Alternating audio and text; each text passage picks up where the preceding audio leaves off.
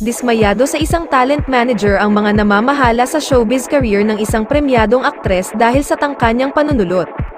Pero nabigo si talent manager, ang premyadong aktres ang nagkwento sa mga namamahala sa kanyang showbiz career na kinausap siya ng talent manager, at inalok na lumipat sa talent management agency nito. Network contract ang alok ng talent manager sa premyadong aktres dahil may kontrata umano sa isang television network ang lahat ng mga alaga nito kaya hindi raw nawawala ng mga proyekto.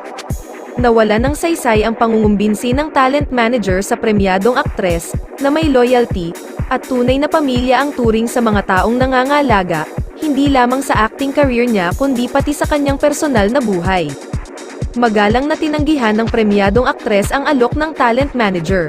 Sinabi ng premyadong aktres na walang rason para lumipat ito sa ibang talent management agency dahil bukod sa kontento siya, maganda ang samahan nila ng mga namamahala sa kanyang showbiz career. At dahil likas na matapat ang premyadong aktres na walang inililihim sa mga taong pinagkakautangan ng utang na loob, ikinwento niya ang pakikipag-usap sa kanya ng talent manager.